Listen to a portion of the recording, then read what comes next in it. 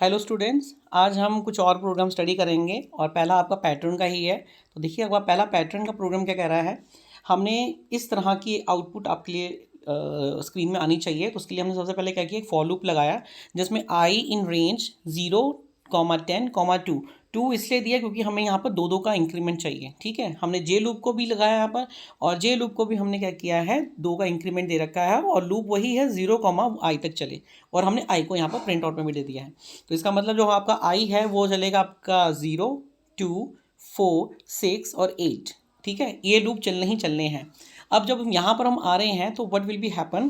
तो देखो सबसे पहले आपका 0 चला, 0, J, 0 मतलब आई 0, आई भी 0 है तो ये चलेगा नहीं, आपका ये लूप तो ख़त्म हो गया। अगली बार आई ने 2 का इंक्रीमेंट किया यानी कि आई क्या हो गया 2, तो 0, 2। ठीक है, ठीक है, 0, 2 का मतलब है आपका लूप चल सकता है और 2 का इंक्रीमेंट कर रहा है। तो एक बार चला लूप आपका, ठीक है, तो एक बार जब लूप चला तो आपका यहाँ पर 2 प्रिंट आउट हो गया।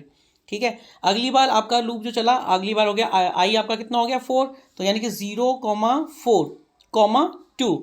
यहाँ पर अब देखो हमारा जो है लूप 0 से 4 तक चलना है और 2 का इंक्रीमेंट करना है यानी कि 0 और 2 दो बार चलेगा लूप। ठीक है, तो दो बार चलेगा तो हमारा आई क्या है 4, तो ये दो बार प्रिंट यहाँ पर 4 हो गया है। अब अगली बार अगेन लूप 6 हो जाएगा हमारा। 6 होने पर हमारे पास अब रेशो क्या बना 0, 6, 2। तो यानी कि जो लूप चलेगा हमारा वो क्या चलेगा 0, जो जे वाला लूप है वो 3 बार चलेगा, 0, 2 और 4 का लूप चलेगा। यानी कि हमारे पास कितने इंटीजर अंदर आएंगे रो के अंदर 3। तो यहाँ पर देखो 6, 6, 6 आ रहा है। आपको मैंने कल भी बताया था जो आपका ये आई वाला लूप है ये आपका रो के लिए जाता है और नीचे जो जे वाला लूप है वो आपका कॉलम्स बनता है। तो जब अब हम इस हिसाब से भी देख सकते हैं, अब जो 6 हो गया अगली बार 8 होगा। 8 का मतलब है जब लूप चल रहा है ये कितनी बार चला है, चौथी बार चल रहा है लूप, और जे फिर अगेन यहाँ पर 8 हो जाएगा। तो 8 का मतलब है ये इतना चलेगा 6, यानी कि हमारे पास कितने 4th रो में 4 कॉलम होने चाहिए और 4 कॉलम्स में कितने होने चाहिए 8, 8, 8, 8, यानी इस 4 टाइम 8, 8, 8 रिपीट होगा। तो कुछ इस तरीके से ही आपका प्रोग्राम एग्जीक्यूट होगा और आपको आउटपुट मिल जाएगी। ठीक है, अगला प्रोग्राम है कि write a short program to find the largest number. एक लार्जेस्ट नंबर फाइंड करना है और सारी वैल्यूज जो है वो आप उसको इन करके दोगे। देखिए प्रोग्राम बहुत ही ईजी और सिंपल है। सबसे पहले देखो हमने क्या किया है, यहाँ पर हमने यहाँ पर ए डिफाइन किया है और ए को हमने खाली लिस्ट बना के छोड़ रखा है। खाली लिस्ट का मतलब है एक स्क्वायर बॉक्स दे रखा है जो कि एम्प्टी है। ओके, एम्प्टी है हमारा, ऐसे जैसे ये मैंने छोड़ रखा है। उसके बाद मैंने एक एन नाम का वेरिएबल लिया जिसमें मैंने एक इनपुट इंटीजर करवाया है जिसमें लिखा है कि एंटर नंबर ऑफ एलिमेंट, आपको कितने एलिमेंट्स चाहिए यहाँ पर। क्लियर। अब मैंने मान लो एलिमेंट्स मैंने कहा कि मुझे 5 एलिमेंट्स चाहिए। ठीक है, तो मेरा जो 4 वाला लूप है वो मेरा यहाँ पर क्या हो जाएगा, n जो है वो 5 हो जाएगा। ठीक है, यहाँ पर देखो n मेरा आप देख सकते हो यहाँ पर n+1 लिखा हुआ ना, 1, n+1, तो यानी कि 1 से स्टार्ट होगा 5 तक चलेगा और 1 का इंक्रीमेंट करेगा।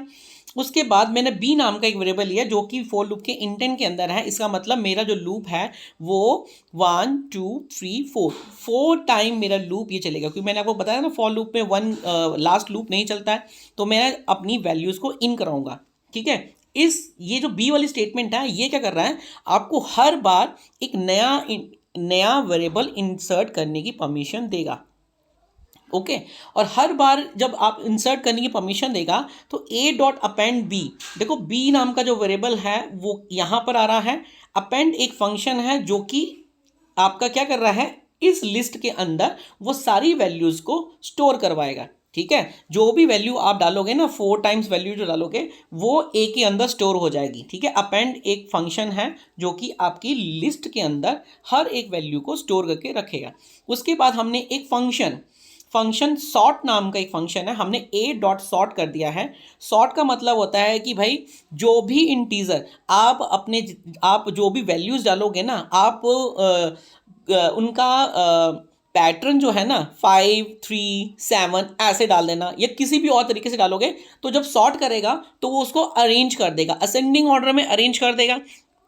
असेंडिंग ऑर्डर में अरेंज करने पर क्या होगा, यहां पर हमने एक फंक्शन बना रखा है लार्जेस्ट एलिमेंट इज, देखो n कितना था हमारा, हमने n 5 डिक्लेयर कर रखा था, तो 5 माइनस 1 कितना हुआ 4। अब जो आपका जो लिस्ट है उसका जो फोर्थ नंबर होगा तो डेफिनेटली जो 4 नंबर होगा वो सबसे बड़ा होगा। मान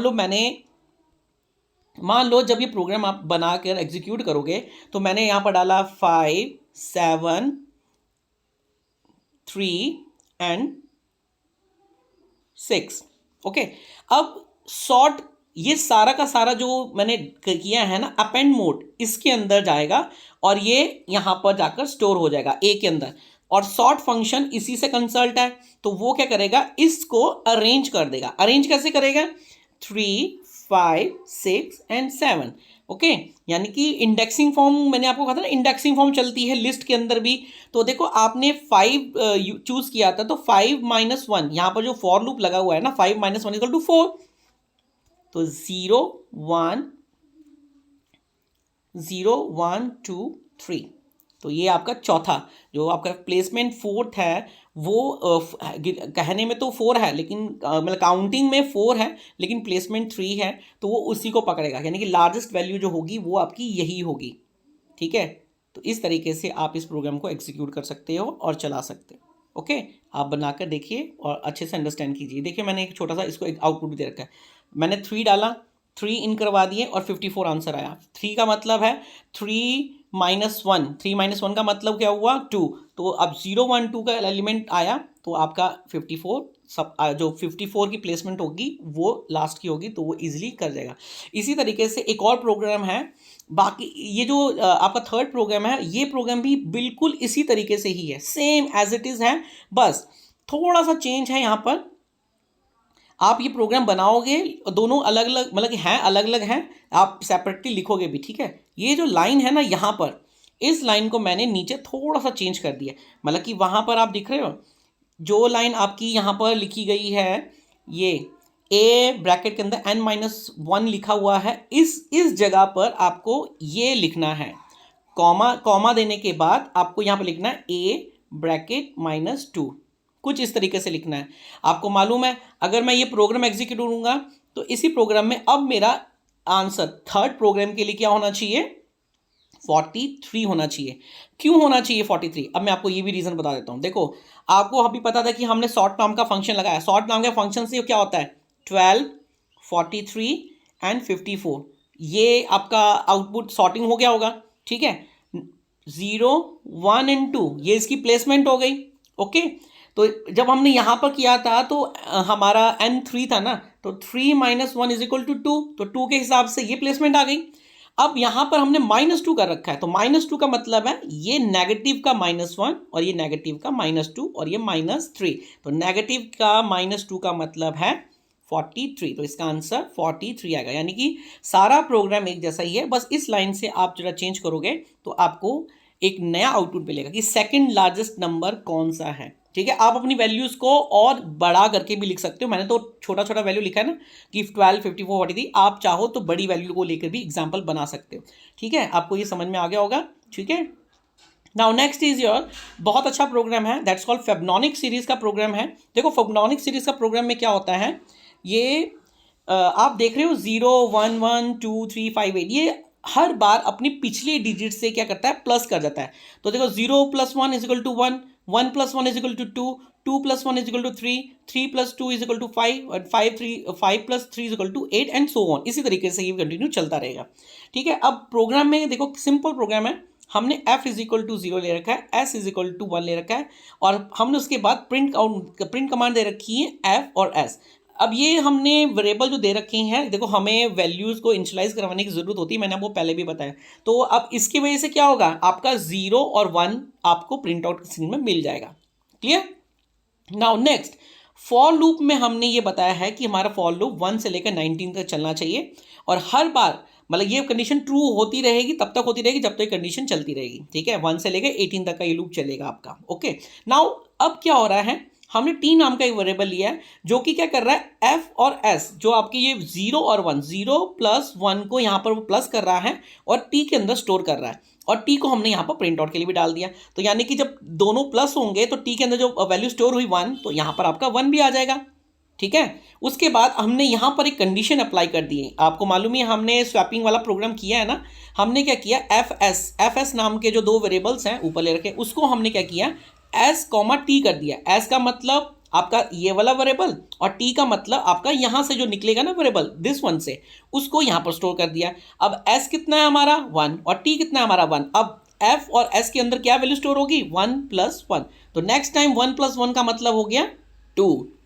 ठीक है, आपका यहाँ पर 2 आ गया। अब हमारा अगेन एस क्या है हमारा यहाँ पर 1।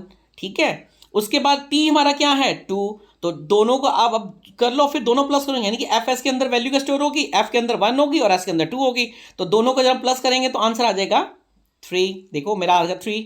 इसी तरीके से अब टी के अंदर वैल्यू क्या स्टोर होगी 3, सॉरी टी के अंदर हमारी वैल्यू स्टोर हुई 3 और एस के अंदर हमारी वैल्यू क्या स्टोर हुई 2। ठीक है, हर बार चेंज हो रहा है ना, तो 2 + 3 = 5। तो इसी तरीके से हमारी हर बार वैल्यू इसी तरीके से रूटीन में चलती रहेगी और कब तक चलती रहेगी, जब तक ये कंडीशन फॉल्स नहीं होती है। और आपको एक सीक्वेंस मिलेगा और हर बार वो सीक्वेंस जो है अपने पिछले डिजिट्स को प्लस करेगा और आपको आंसर देगा। तो ये आपका फेबनॉनिक सीरीज का एक छोटा सा प्रोग्राम है, बहुत अच्छा इंपॉर्टेंट प्रोग्राम सही है। ठीक है, अगला प्रोग्राम है आपका रिवर्स नंबर। आप 1000 नंबर से नीचे का कोई भी नंबर कंप्यूटर स्क्रीन में डालो, वो आपको इसको रिवर्स करके दे देगा। ठीक है, अब कैसे हो रहा है इसके बारे में थोड़ा सा यहाँ पर डिस्कशन करते हैं। हमने n नाम का एक वेरिएबल लिया, ठीक है, जिसके अंदर हमने क्या enter any integer less than, sorry यहाँ पर साइन गलत दे दिया, ग्रेटर देन 10,000 देना चाहिए था। ग्रेटर देन की जगह यहाँ पर ऐसे देना चाहिए, लेस देन 10,000 देना चाहिए था। चलो आप करके दे लेना एक बार ट्राई। ठीक है, क्योंकि ज़्यादा बड़ा नंबर जो है इंटीजर के अंदर स्टोर भी नहीं होता है ना, तो आप ऐसा ना हो कि आप लाखों में आ जाओ तो फिर दिक्कत करेगा, इसलिए हमने इसको छोटा नंबर ही लेंगे। ठीक है, आप चाहो तो 4 फिगर का नंबर भी लेके एक बार ट्राई करके देख लेना, कोई दिक्कत आनी नहीं चाहिए वैसे तो। ठीक है, हमने क्या किया, एन नाम का एक वेरिएबल है जिसके अंदर हमने एक वैल्यू स्टोर करवा ली। ठीक है, हमने वैल्यू का स्टोर करवाई 856। ठीक है, ये हमारी वैल्यू है। उसके बाद हमने क्या किया, t = n। मैंने आपको एक बार बताया था ना कि कभी कभी जो हम वैल्यू बाहर से कॉल करवाते हैं, जब हम रन टाइम प्रोग्राम करते हैं तो उस वैल्यू को हम डायरेक्टली फंक्शन के अंदर एग्जीक्यूट नहीं करवा सकते। तो हम क्या करते हैं, एक वेरिएबल लेते हैं टेम्परेरी और उसके अंदर उसको स्टोर करवा देते हैं। तो यहाँ पर ये वही हो रहा है। ठीक है, उसके बाद हमने r नाम का एक वेरिएबल लिया और उसको 0 स्टोर करवा दिया। r कहीं पर एक ऐसी वैल्यू है जो कि क्या हो रही है, आपकी कहीं ना कहीं कैलकुलेट की जा रही है। ठीक है, अब आगे जो हमारा वाइल लूप क्या कर रहा है, while T and colon sign. T colon sign यहाँ पर देखो कोई कंडीशन नहीं अप्लाई हो रखी है, लेकिन ये अपने आप में एक कंडीशन है। ये कहता है कि जब तक आपकी टी ट्रू है, मतलब जिस आपकी जो ये वैल्यू दे रखी है, जब तक ये कंडीशन पूरी तरह से एग्जीक्यूट नहीं होती तब तक ये ट्रू मानी जाएगी। ठीक है, ये इसका मतलब ये होता है आपका। तो उसके अंदर होगा तो क्या होगा कि d नाम का वेरिएबल है जो कि t मॉड्यूल 10 कर दे। और आपको मालूम है जब कोई मॉड्यूल करते हैं तो वो लास्ट में डिजिट छोड़ता है, यानी कि 6 को यहाँ पर लीव कर देगा और जो 6 होगा वो d के अंदर स्टोर हो जाएगा। और आपको मालूम ही है कि t = int, यहाँ पर लिखते हैं int t और ब्रैकेट बाय 10, तो डिवाइडेड बाय 10। तो आपको मालूम है कि वो आप जब भी करते हो तो वो ऊपर वाली जो डिजिट्स होती हैं उनको फॉलो करता है। आप यहाँ पर फ्लोर का भी यूज़ करके देख लेना। फ्लोर का मतलब है वो जो आपका क्वाड्रेंट होता है उसको पकड़ेगा, तो क्वाड्रेंट में 85 होगा। ठीक है, जब 85 होगा यहाँ पर तो आप क्या कर सकते हो, उसके बाद r। ठीक है, आप देखो यहाँ पर इस वैल्यू से क्या हुआ, आपके पास 6 यहाँ से मतलब जो 6 बचेगा। ठीक है, 6 बचेगा तो वो डी के अंदर स्टोर हो जाएगा। जब आपने टी को किया तो आपके पास 856 नाम की जो वैल्यू थी उसको जब आप फ्लोरिंग कर रहे हो तो आपके पास क्या बचेगा 85। ठीक है, अगली बार 85 वैल्यू बचेगी टी के अंदर। उसके बाद आपका आर यहाँ पर क्या हो रहा है, 0 × 10 + 6। तो 0 × 10 = 0 एंड +6 = 6, यानी कि आपका अब आर के अंदर क्या वैल्यू स्टोर हो रही है 6। अगली बार जब लूप चला आपका 85 हुआ, 85 में अब फिर वही मॉड्यूल करेगा तो आपका यहाँ से 5 बचेगा, मतलब कि वो आपको रिमाइंडर 5 बचेगा। फिर उसके बाद आपने डिवाइड किया तो आपके पास 8 बचेगा और उसके बाद जब नीचे कैलकुलेट करोगे तो आपका r 6 था, 6 × 10 + 5, तो आपका आंसर आ गया 65। इसी तरीके से लास्ट आपका 8 है और वो भी इसी तरीके से होगा। लास्ट में आपका 65 × 10 + 8, तो आपके पास क्या बचा वैल्यू 658। तो आप वहाँ पर print out reverse number N आपका होगा 586 और आर कितना है आपका 658। तो ये रिवर्स होकर आपके सामने आपको एक नंबर मिल जाएगा। तो ये है आपका रिवर्स का, हम रिवर्स किस तरीके से कर सकते हैं। ठीक है, अगला प्रोग्राम है आपका आता है,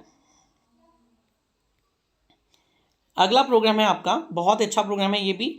ये है कि अगर आप कोई नंबर एंटर करवाओ और वो नंबर जो है वो सारी वैल्यू को प्लस कर जाए। देखो मैं आउटपुट दिखाता हूँ पहले आपको, आउटपुट से देखो 23903 एक नंबर है और वो कैलकुलेट करके इसका आंसर 17 निकाल, यानी कि उसने क्या किया, 3 प्लस 9, तो 3 plus 9 is equal to 12, 13, 14, 15 and 16 and 17, यानी कि सबको उसने प्लस किया है। तो अब किस तरीके से किया है आप यहाँ पर देख सकते हो। देखो n is equal to integer input, हमने एक नंबर ले लिया, ठीक है, s इज इक्वल टू 0 और nn नंबर, हमने जो n नाम का वेरिएबल लिया था उसको हमने nn के अंदर स्टोर कर दिया है। अब यहाँ पर कंडीशन अप्लाई कर दे कि nn नॉट इक्वल टू 0, कि जब तक कंडीशन मतलब कंडीशन फॉल्स, मतलब कि 0 के बराबर तो है ही नहीं है। ठीक है, ये मतलब कि ये कंडीशन, अभी देखो एन एन हमारा क्या है, जो वैल्यू इसमें डाली होगी वो है, तो वो इज इक्वल टू 0 के बराबर तो है नहीं है, कंडीशन फॉल्स है, लेकिन कंडीशन ट्रू होगी। ठीक है ना, रिवर्स होता है यहाँ पर। ठीक है, तो वो क्या कर रहा है कि d is equal to N N module 10, module 10 का मतलब है वो रिमाइंडर को पकड़ेगा और एन एन फिर डिवाइड हो रहा है 10 से, यानी कि ये क्वार्टेंट को पकड़ेगा। ठीक है, और यहाँ पर s प्लस डी दे रखा है, तो s प्लस डी का मतलब है कि जो भी एन एन को यहाँ पर एन को जब हमने मॉड्यूल किया, जो रिमाइंडर बचा है वो एस के साथ प्लस हो जाए। ठीक है, और डिवाइड होने पर आपको मालूम है जो ऊपर क्वार्टेंट बचेगा, ठीक है, वो उसको पकड़ेगा, अगली बार एन एन उसके अंदर वो हो जाएगा। तो हर बार इसी तरीके से आपका कैलकुलेट होता होता एस के अंदर वैल्यू स्टोर होती रहेगी और लास्ट में उसको प्लस कर देगा। तो ये मैंने इसका यहाँ पर एक एग्जाम्पल दे रखा है, आप देखिए यहाँ पर। देखो सबसे पहले हमने नंबर दिया, ठीक है, नंबर को हमने यहाँ पर स्टोर करवा दिया और वाइल लूप लगाया, ये कंडीशन ठीक है हमारी होती है। उसके बाद यहाँ पर उसने मॉड्यूल किया, आपका आंसर यहाँ पर 3 बचा, फिर उसने डिवाइड किया, डिवाइड करने पर आपके पास 2390 वैल्यू बचेगी। फिर उसने यहाँ पर आगे 0 plus S plus is equal to D का मतलब है 0 प्लस इज इक्वल टू 3, तो एस इज इक्वल टू 3 हो गया। अगली बार फिर जो वैल्यू बची यहाँ पर, ये जो ये वैल्यू बची है ये यहाँ पर आ गई, अगली बार अगली लूप के लिए आ गई, तो उसने किया तो 0 आया, तो 0 को फिर वो तो 0 तो किसी 0 को करने के बाद फिर उसने 239 को डिवाइड किया, मतलब कि इसको डिवाइड करने पर 239 वैल्यू बची। फिर उसके बाद 3 को 0 के प्लस किया तो अगेन 3 आंसर ही आएगा डेफिनेटली। फिर उसके बाद अगली बार फिर उसने लूप चलाया 239 मॉड्यूल 10, तो आपका रिमाइंडर कितना बचा 9, तो 9 बचने के बाद फिर हमने यहाँ पर फ्लोरिंग किया, फ्लोरिंग करने पर आपको क्वार्टेंट कितना बचा 23। तो यहाँ पर आपको मालूम है ना हम d को प्लस कर रहे हैं, तो अब इस बार हमारे पास 3 प्लस इज इक्वल टू 9 हुआ, तो 9 3 12, यानी कि s के अंदर 12 वैल्यू स्टोर होगी। फिर उसके बाद अगली बार जब लूप चलेगा तो 3 के साथ होगा तो 15 हो जाएगा, अगली बार जब वो 2 चलेगा, एक और बार लूप चलेगा तो आपका 2 होगा और आपका आंसर 17 हो गया, क्योंकि अब लास्ट में क्या होगा 0, मतलब कि आपके पास खाली वैल्यू रखी 0 इक्वल टू 0 है, बट कंडीशन नॉट है, तो ये हो जाएगी आपकी, मतलब ये आपकी कंडीशन फॉल्स हो जाएगी। ठीक है, पहले ट्रू हो रही थी कंडीशन और अब फॉल्स हो जाएगी। ओके, और इसी तरीके से ये प्रोग्राम अभी आपका एग्जीक्यूट हो जाएगा और आपको एक सम वाली वैल्यू मिलेगी।